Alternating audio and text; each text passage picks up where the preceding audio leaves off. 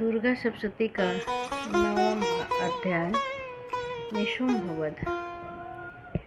राजा ने कहा, हे भगवान, आपने रक्त बीज के वध से संबंध रखने वाले श्री देवी जी के चरित्र का महात्मा मुझे सुनाया है। अब मैं रक्त बीज के मरने के पश्चात महान क्रोधी शुंभ तथा निशुंभ ने जो कर्म किए उसे सुनना चाहता हूँ। तब महर्षि जी बोले, हे राजन, रक्त बीज के मर जाने पर एवं युद्ध में अन्य राक्षसों के भी मारे जाने पर शुंभ निशुंभ दोनों दैत्य क्रोधित हो गए। अपनी अपार सेना को मरती हुई देखकर निशुंभ का क्रोध भी उबल पड़ा। फिर वह दैत्यों की बड़ी सेना को साथ लेकर युद्ध में आ गया। उसके चारों तरफ संख्या में बड़े बड़े दैत्य थे। इतने में शुंभ भी अत्यंत क्रोध में आकर अपनी सेना को साथ लेकर चंडिका को मार डालने की इच्छा से आ गया। तब देवी के साथ शुंभ निशुंभ का घमासान युद्ध होने लगा। दोनों दैत्य मेढकों की तरह बाणों की वर्षा करने लगे। देवी जी ने अनेक बाणों के समूहों से उनके बाणों को काट दिया। फिर अनेक प्रकार के शस्त्रों से उन राक्षसों का प्रहार किया। निशुंभ के हाथ में तेज तलवार तथा चमचमाती हुई ढाल थी और उसने देवी के वाहन सिंह के सिर पर वार किया। अपने वाहन पर इस प्रकार आक्रमण होते देख देवी ने छुर नामक बाण से निशुंभ की तलवार तथा अत्यंत विशाल ढाल को काट गिराया। तलवार तथा ढाल के कट जाने पर उस दैत्य ने शक्ति चलाई। उसे आता हुआ देखकर देवी ने अपने चक्र द्वारा शक्ति के 2 टुकड़े कर दिए। तब तो अत्यंत क्रोधित होकर निशुंभ ने शूल उठा लिया और उसे देवी की ओर फेंका। देवी जी ने अपने मुक्ति के प्रहार से उसे भी नष्ट कर दिया। फिर उस दैत्य ने गदा उठाकर चंडिका की ओर फेंकी। देवी ने उसे त्रिशूल से काट दिया और उसे वहीं पर भस्म कर दिया। उसके पश्चात असुर राज फरसा लेकर देवी की ओर बढ़ा। उसे देखकर देवी ने बाण समूहों से प्रहार कर उसे पृथ्वी पर गिरा दिया। उस महान बलवान भाई निशुंभ के इस प्रकार मरने पर शुंभ क्रोध में भर गया और अंबिका को मारने के लिए सामने आया। वह रथ पर बैठा हुआ था। उसकी बड़ी बड़ी 8 भुजाएं थी। सभी में अस्त्र शस्त्र शोभामान थे। उन भुजाओं से सारा आकाश ढक गया था। उसे इस प्रकार आता देखकर देवी ने शंखनाद किया और धनुष की टंकार का अत्यंत दुस्सह शब्द किया तथा समस्त दैत्यों के तेज नष्ट करने वाले घंटे का शब्द करके उससे दिशाओं को गूंजा दिया। तब सिंह ने भी बड़ी भारी गर्जना की, जो बड़े बड़े महारथियों का मद चूर करने वाली थी। उसके द्वारा आकाश पृथ्वी एवं 10 दिशाएं गूंज उठी। तब आकाश में उछलकर काली ने अपने दोनों हाथों को पृथ्वी पर पटका। उसके शब्द से तो पहले के सभी शब्द शांत हो गए। तब शिवदूती ने अत्यंत भयानक अट्टहास किया। उन हास से सारे दैत्य डर गए और शुंभ अत्यंत क्रोधित हो गया। तब अंबिका ने उस दुष्ट के कहा कि हे पापी, ठहर जा ठहर जा। तब उसी समय आकाश से सभी देवता जय जयकार करने लगे। तब शुंभ ने वहां पहुंचकर आग बरसाती हुई अत्यंत भयानक शक्ति चलाई। इस अग्नि के झुंड को अपनी तरफ आता हुआ देखकर देवी ने अग्नि की भारी उल्का से उसे काट दिया। शुंभ ने फिर भारी गर्जना की। उससे तीनों लोग गूंज उठे। हे राजन, उस गर्जना का इतना घोर शब्द था जैसे कि वज्रपात हो गया हो और उससे बाकी अन्य शब्द शांत हो गए। तब शुंभ द्वारा छोड़े हुए बाणों को देवी ने तथा देवी द्वारा चलाए गए बाणों को शुंभ ने अपने अपने बाणों से सैकड़ों हजारों टुकड़े कर दिए। तब चंडिका ने क्रोधित होकर शुंभ को शूल से मारा। उसके लगते ही वह मूर्छित हो गया और पृथ्वी पर गिर पड़ा। इतने में निशुंभ फिर होश में आकर वहां पहुंच गया। उसने अपने हाथों में धनुष बाण लेकर काली तथा सिंह पर बाण वर्षा प्रारंभ कर दी। फिर उस दानवराज ने अपनी 4 भुजा बना ली। सभी भुजाओं से चक्रों का प्रहार करके उसने चंडिका जी को आच्छादित कर दिया। घोर संकटों का नाश करने वाली भगवती ने अपने बाणों से उस चक्र तथा सभी बाणों को काट दिया। यह देखकर निशुंभ दैत्य अपने हाथ से गदा लेकर चंडिका का वध करने के लिए बड़े वेग से भागा। उसको इस प्रकार आता देखकर तीखी तलवार द्वारा चंडिका ने गदा को काट दिया। फिर दैत्य ने शूल उठा लिया। शूल को हाथ में लिए निशुंभ को आता देख चंडिका ने अपना शूल चला दिया, जिससे उसकी छाती फट गई। छाती फटते ही उसमें से एक और महाबली दैत्य निकला। वह रुक जा इस प्रकार कहने लगा। उस निकलते हुए दैत्य की बात सुनते ही देवी ठहाका लगाकर हंसी और तलवार से उसका सिर काट दिया और वह पृथ्वी पर गिर पड़ा तथा भयानक सिंह दहाड़कर दैत्यों का भक्षण करने लगा। वैदेही, कौमारी तथा शिवदूती ने बहुत से दैत्यों का भक्षण कर डाला। अनेकों दैत्यों को कौमारी शक्ति ने नष्ट कर दिया एवं कितने ही दैत्य ब्राह्मणी के कमंडल के जल द्वारा हताश होकर भाग गए और माहेश्वरी शक्ति ने अनेक दैत्यों को छिन्न भिन्न कर दिया। कितने ही दैत्य वाराही शक्ति के प्रहार से टुकड़े टुकड़े होकर पृथ्वी में समा गए। वैष्णवी ने अपने चक्र द्वारा अनेक दानवों को टुकड़े टुकड़े कर डाला। ऐन्द्री के द्वारा अनेक राक्षस यमलोक पहुंच गए। इसी प्रकार बहुत से असुर नष्ट हो गए। उनमें से बहुत से घोर संग्राम से डर कर भाग गए एवं अनेक दैत्यों को काली तथा शिवदूती ने खा डाला और कई एक को सिंह ने भक्षण कर लिया। दुर्गा सप्तशती का 10वां अध्याय शुंभवध।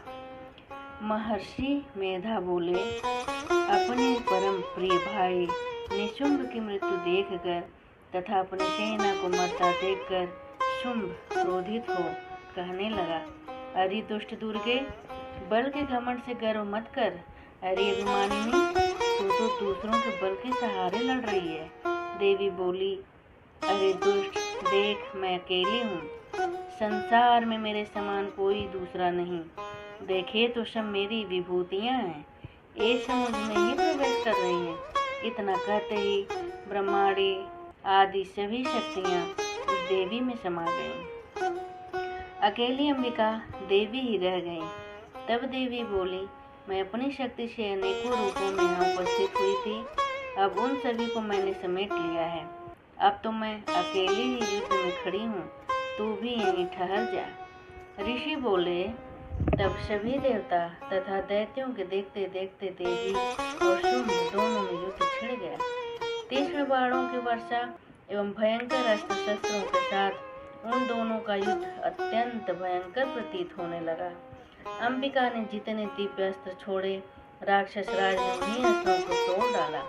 उसी प्रकार मातेश्वरी अंबिका भी खेल में दैत्य द्वारा छोड़े गए दिव्य अस्त्रों को हुंकार के शब्द से ही तोड़ती गई। उसके पश्चात ही क्रोधित होकर बाणों द्वारा उसका धनुष काट डाला। धनुष टूट जाने पर असुर राज ने हाथ में शक्ति उठा ली। शक्ति अभी उसके हाथों में ही थी कि देवी ने चक्र द्वारा उसे काट डाला। दैत्यराज तलवार तथा ढाल लेकर देवी की ओर दौड़ा, किंतु देवी ने उसकी तलवार तथा सूर्य रथ के घोड़े एवं सारथी को मार दिया। धनुष के कटने के पश्चात वह दैत्य भयानक मुद्गर लेकर अंबिका को मारने के लिए तैयार हो गया, किंतु देवी ने उसके मुद्गर को अपने तीखे बाणों से काट दिया। उस दैत्य ने अत्यंत क्रोधित होकर देवी के हृदय में बड़े जोर का मुक्का मार दिया। इस पर देवी ने भी उसकी छाती पर एक मुक्का मार दिया। देवी का मुक्का लगते ही वह दैत्यराज पृथ्वी पर गिर पड़ा, किंतु गिरकर भी वह तुरंत उठ खड़ा हुआ। तब वह राक्षस उछलकर देवी को उठाकर आकाश में लेकर उड़ गया। वहां भी दोनों में घमासान युद्ध होने लगा। आकाश में इस प्रकार दैत्य तथा चंडिका को आपस में लड़ते हुए देखकर ऋषि मुनि विस्मय में पड़ गए। उन्होंने पहले कभी ऐसा युद्ध नहीं देखा था। तब अंबिके ने काफी देर तक युद्ध करते करते दैत्य को उठा लिया और उसे मारकर पृथ्वी पर पटक दिया। देवी द्वारा पटका हुआ वह दैत्य पुनः पृथ्वी पर खड़ा हो गया और देवी को मारने की इच्छा से बड़े वेग से दौड़ा। तब उस दैत्यराज को अपनी तरफ आता हुआ देखकर देवी ने उसकी छाती से त्रिशूल भोग दिया और उसे पृथ्वी पर गिरा दिया। देवी की शूल से घायल होकर पृथ्वी पर पड़ते ही उसके प्राण निकल गए और उसके गिरते ही समुद्र, द्वीप एवं पर्वतों के साथ सारी पृथ्वी कांपने लगी। उस दुष्ट के मरते ही सारा संसार स्वस्थ एवं प्रसन्न हो गया। आकाश भी निर्मल हो गया तथा समस्त भूमंडल पर उपद्रवी मेघ उठ रहे थे तथा उल्कापात हो रहे थे, वे सभी शांत हो गए। दैत्य के मारे जाने पर नदियां भी अपने अपने ठीक मार्ग पर चलने लगी। उसकी मृत्यु के पश्चात सभी देवता प्रसन्न हो गए एवं गंधर्व मनोहर गायन करने लगे। दूसरे गंधर्व बाजे बजाने लगे, अप्सराएं नाचने लगी, शीतल एवं सुगंध पवन चलने लगी, सूर्य की कांति चमकने लगी, अग्निशालाओं की अग्नि स्वयं जलने लगी, दसों दिशाओं का वातावरण शांत हो गया। दुर्गा सप्तशती का 11वां अध्याय देवताओं द्वारा देवी की स्तुति एवं देवी द्वारा उन्हें वरदान देना। महर्षि बोले, हे देवी जी, ने जब दैत्यराज महासुरशुंभ का वध कर दिया, तब इंद्र आदि सभी देवता प्रसन्न होकर अग्नि को आगे करके अपने मनोरथ सिद्धि के लिए कात्यायनी देवी की स्तुति करने लगे।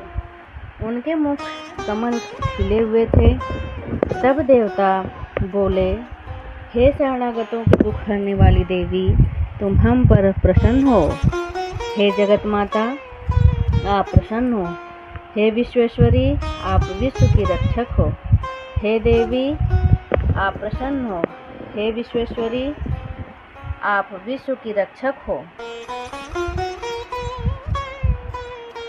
हे देवी, आपने इस सारे संसार को मोहित कर रखा है।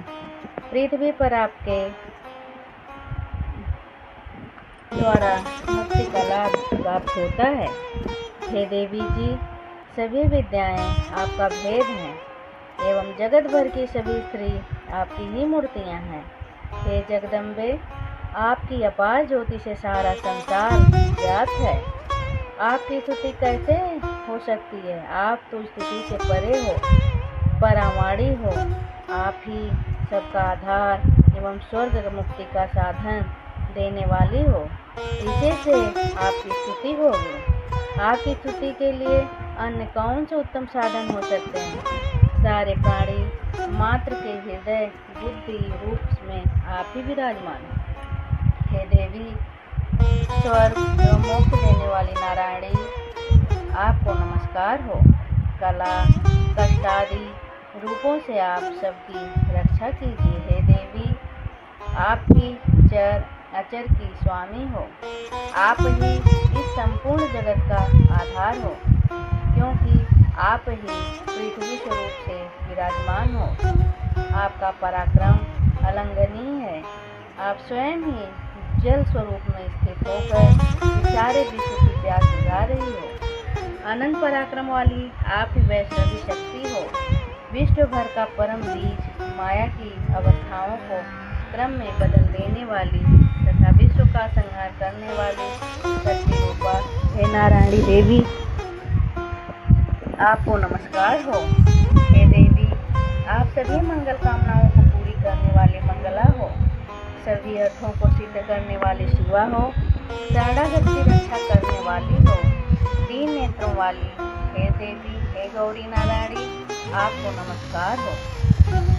सृष्टि की रचना एवं संसार का पालन करने में सनातनी शक्ति आप ही हो। आप गुणमयी एवं समस्त गुणों के आधार हो। हे नारायणी देवी, आपको नमस्कार हो। शरण में आए हुए दीन दुखियों की रक्षा करने एवं सब संकटों को निवारण करने वाली नारायणी देवी, आपको नमस्कार हो। ब्रह्मांडी के रूप में हंसों से जुटे हुए विमान पर विराजमान एवं कुश मिश्रित जल छिड़कने वाली नारायणी देवी, आपको नमस्कार हो। त्रिशूल, चंद्रमा और सर्पों को धारण करके माहेश्वरी रूप में एवं महावृषभ पर बैठने वाली नारायणी, आपको नमस्कार हो। मोर तथा मुर्गे से घिरी हुई महाशक्तियाँ धारण करने वाली पाप रहित कौमारी रूप में विराजमान हे नारायणी, आपको नमस्कार हो।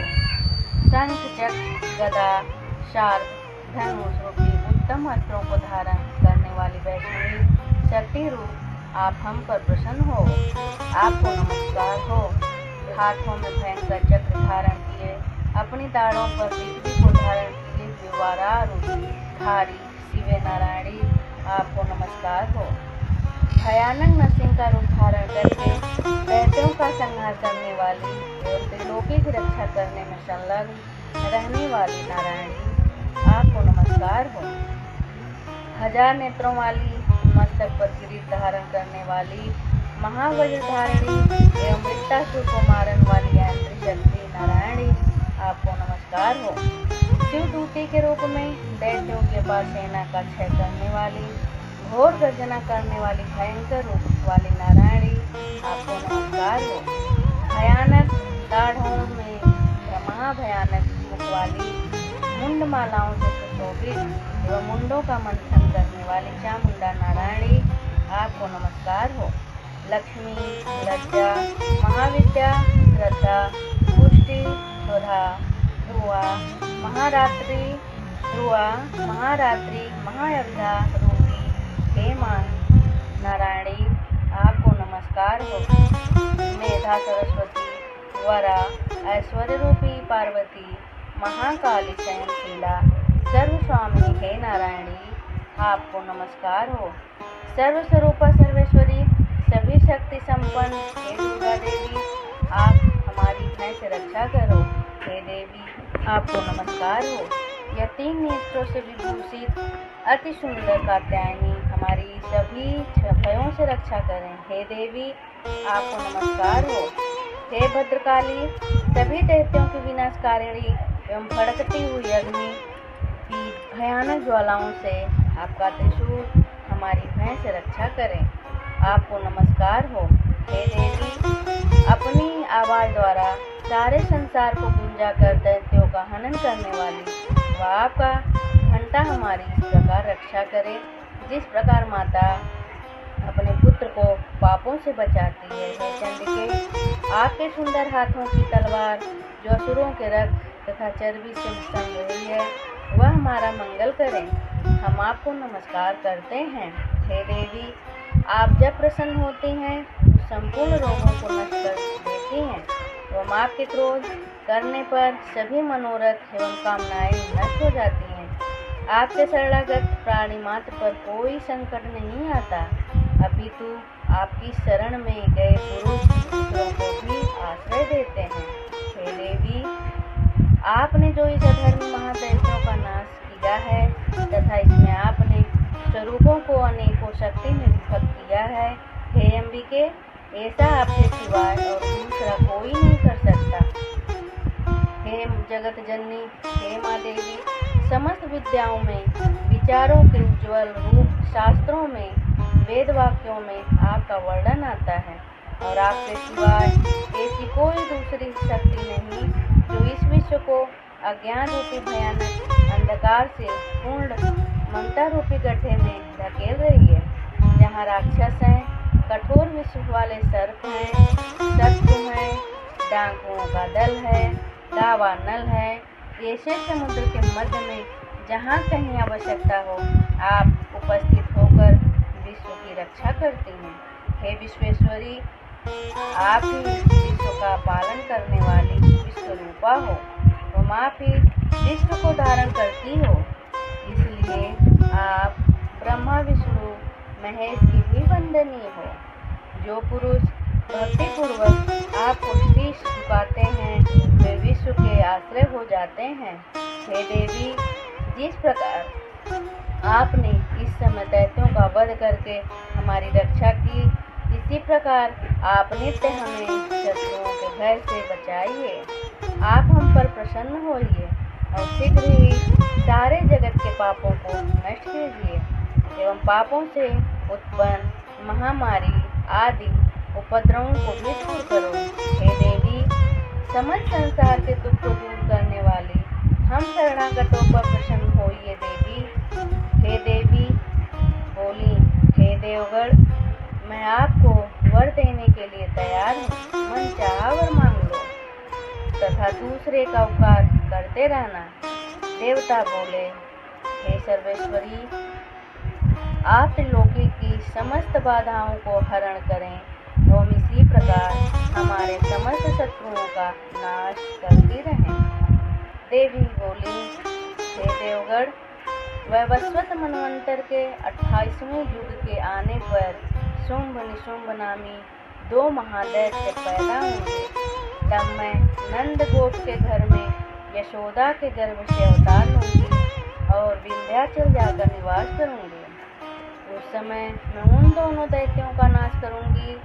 फिर पृथ्वी पर महाभयंकर रूप से अवतार लेकर वैप्रचित्त नामक दैत्यों का संहार करूंगी। उन वैप्रचित्त नामक घोर दैत्यों को भक्षण करने से मेरे दांत भी अनार के फूल के समान हो जाएंगे। तब स्वर्ग में देवता और पृथ्वी पर मनुष्य मेरी स्तुति करते समय मुझे रक्त दंतिका कहेंगे। उसके पश्चात जब पृथ्वी पर 100 वर्षों तक वर्षा नहीं होगी और कहीं भी पानी नहीं मिलेगा, तब ऋषि मुनियों के स्तुति करने पर मैं उस समय में आयोनिजा रूप में प्रकट होंगी और मैं 100 नेत्रों द्वारा उन मुनियों की ओर देखूंगी। तब मनुष्य शताक्षी नाम से मेरा कीर्तन करेंगे। हे देवतागण, उस समय मैं तब तक सारे संसार को अपने शरीर से उत्पन्न शाक द्वारा पालूंगी। जब तक वर्षा नहीं होगी तब मैं फिर पृथ्वी पर शाकंभरी नाम से प्रसिद्ध होंगी। वहाँ पर मैं एक दुर्गम नाम के दैत्य का वध करूंगी। मेरा नाम दुर्गा देवी के नाम से विख्यात होगा। फिर जब मैं भयानक रूप धारण करके हिमालय पर रहने वाले राक्षसों का वध करूंगी एवं मुनियों की रक्षा करूंगी, उसी समय सभी भक्ति भाव से नम्र होकर मेरी स्तुति करेंगे। तब मेरा नाम भीमा देवी विख्यात होगा। फिर जब अरुण नामक दैत्य त्रिलोकी में भय एवं बाधाएं उत्पन्न कर देगा, तब मैं त्रिलोकी की रक्षा के लिए 6 पंजों वाले असंख्य भ्रमरों का रूप धारण करके उस महाअसुर का वध करूंगी। उस समय मुझे भ्रामरी कहकर मेरी स्तुति होगी। इस संसार जब भी संसार में दैत्यों द्वारा बाधाएं उपस्थित होंगी, इस प्रकार मैं तब आकर मैं अवतार लेकर शत्रुओं का नाश करूंगी। हे परमेश्वरी, हे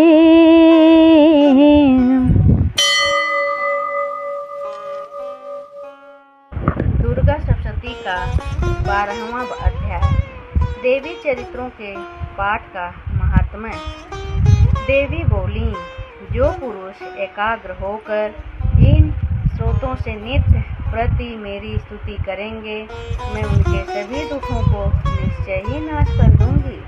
और जो मधुकैटभ का नाश, महिषासुर का घात एवं शुंभ निशुंभ इन दोनों का वध आदि का कीर्तन करेंगे, और जो एकाग्र होकर अष्टमी, चतुर्दशी, नवमी तिथियों में भक्तिपूर्वक इन मेरे उत्तम चरित्रों का महात्म्य सुनेंगे, उन्हें किसी प्रकार का पाप छू भी नहीं सकेगा। पापों से उत्पन्न होने वाली आपत्तियां उन्हें न सता पाएंगी न डरा सकेंगी, और वह कभी भी दरिद्र नहीं होगा, न ही उसे अपने प्रियजनों का वियोग होगा। उसके अलावा उसे शत्रु का भय नहीं होगा, लुटेरे तथा राजा से भी कोई भय नहीं होगा, और न शस्त्रों से, अग्नि से, जल से उसे कभी भी भय नहीं होगा। मेरा महात्म्य प्रत्येक मनुष्य को एकाग्रचित्त होकर पढ़ना एवं सुनना चाहिए। मेरा यह चरित्र परम पापों को शांत कर देता है। मेरे जिस घर में, मंदिर में मेरा यह महात्म्य सुनाया पढ़ा जाता है, मैं वहीं निवास करती हूँ। बलिदान, पूजा, अग्नि, होम एवं महोत्सव में इस मेरे सारे चरित्र का पाठ श्रवण करना चाहिए। इस प्रकार से विधि पूर्वक अथवा बिना जाने बलि पूजा, हवन आदि जो कुछ भी मनुष्य करेगा, उसे मैं प्रसन्न होकर सदा ग्रहण कर लेती हूँ।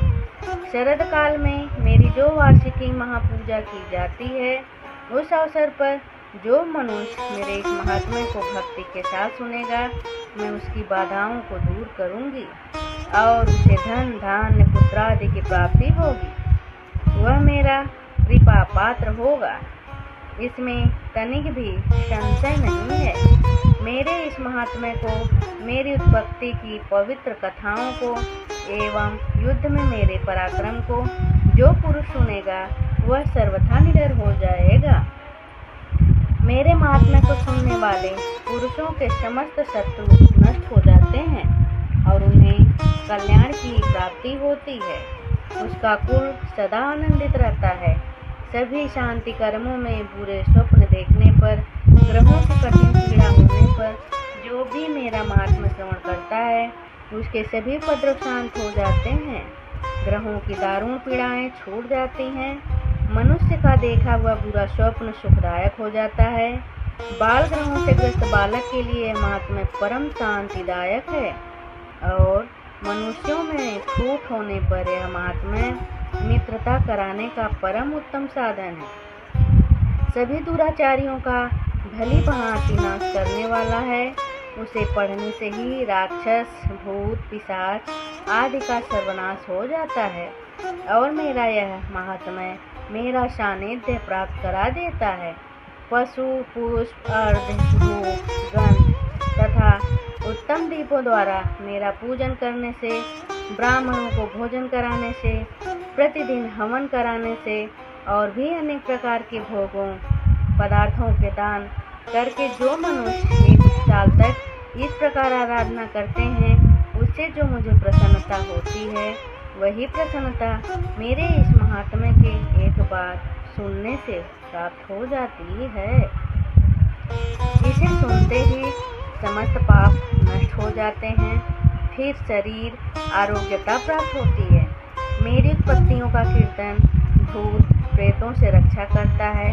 युद्धों में वर्णित मेरा जो चरित्र दुष्ट दैत्यों के नाश करने वाला है, उसके सुनने पर प्राणी मात्र को अपने दुश्मनों से किसी प्रकार का भी भय नहीं रहता।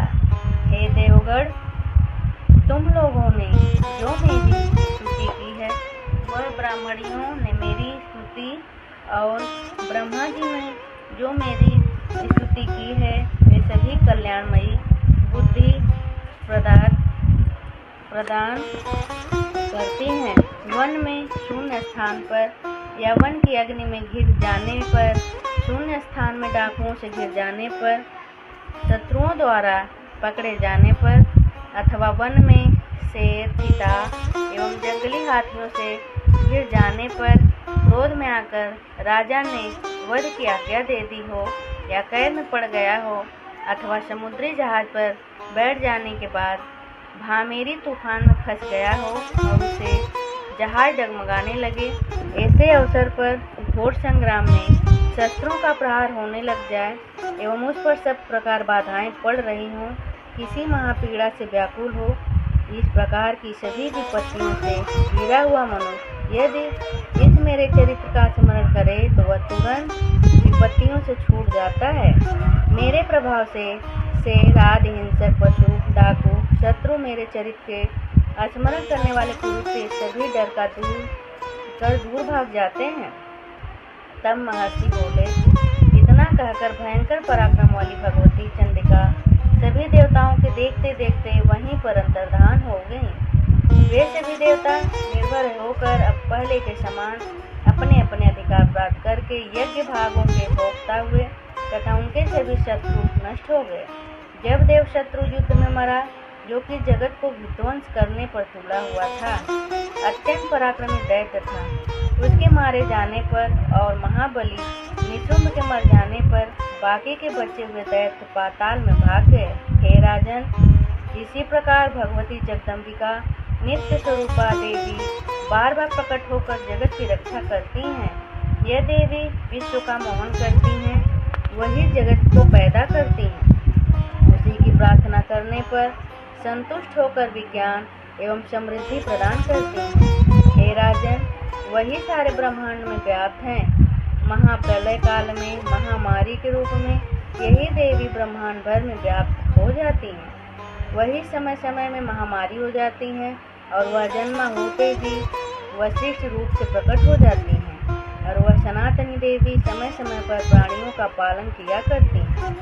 मनुष्यों को उन्नति के समय में वही देवी घर घर में वृद्धिदायिनी लक्ष्मी रूपा हो जाती हैं और फिर वही अभाव के समय विनाशक दरिद्रता भी बन जाती हैं।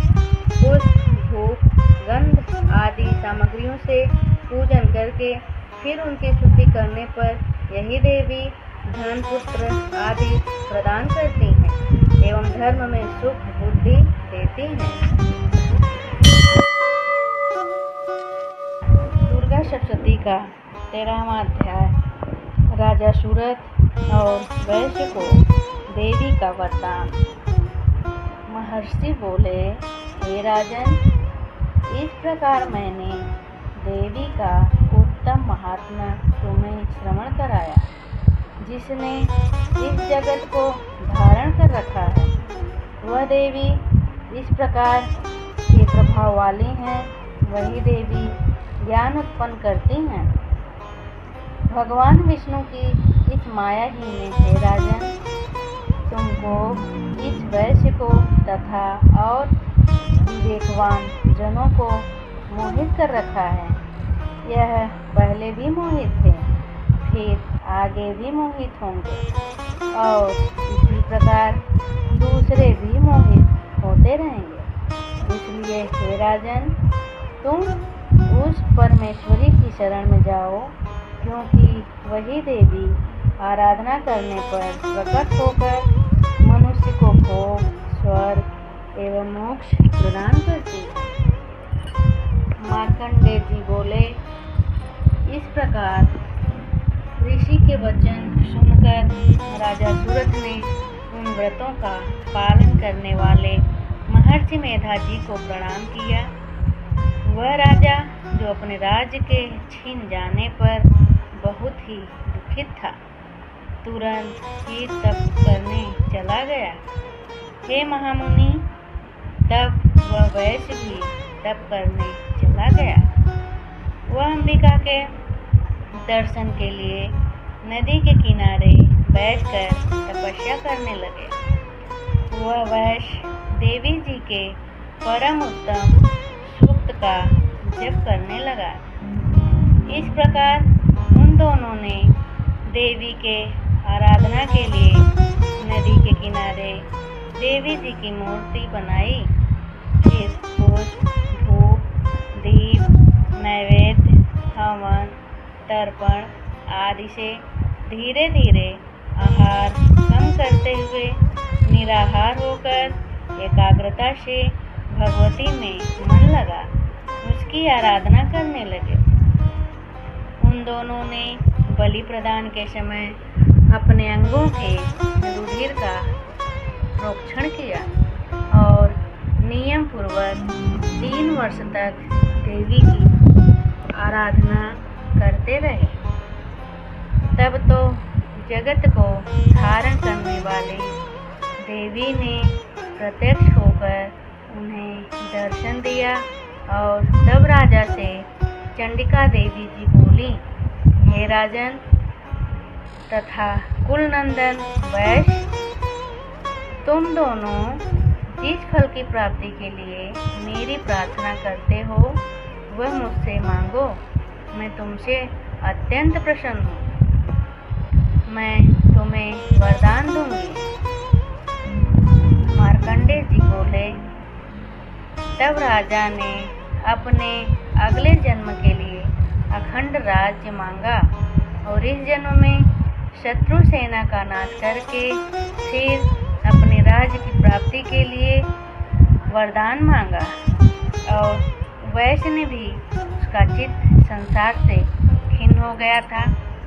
उस बुद्धिमान ने उस ज्ञान का वर मांगा जिसके द्वारा संसार ही अहंता व ममतात्मक आसक्ति नष्ट हो जाए। देवी बोली, हे राजन, तुम शीघ्र ही अपना राज्य पाओगे एवं बिना किसी कठिनाई के तुम अपने शत्रुओं का नाश करोगे। वहीं पर तुम्हारा राज्य भी स्थिर हो जाएगा। फिर मरने के पश्चात सूर्य देव के अंश द्वारा जन्म पाकर इस पृथ्वी पर आप सावर्णिक नाम के मनु होंगे। श्रेष्ठ वैश्य, तुमने जो हमसे वर मांगा है मैं तुझे वही वर देती हूँ। मोक्ष प्राप्ति के लिए तुम्हें ज्ञान की प्राप्ति होगी। मार्कंडेय जी बोले, इस प्रकार देवी जी ने उन्हें इच्छा अनुसार वर दिए। फिर उन दोनों की भक्ति पूर्वक स्तुति से प्रसन्न होकर देवी तुरंत ही अंतर्धान हो गई। इस प्रकार वह क्षत्रिय श्रेष्ठ राजा सूरत देवी के वरदान से फिर से सूर्य से उत्पन्न होकर सावर्णिक नामक मनु जो बहुत ही विख्यात हुए।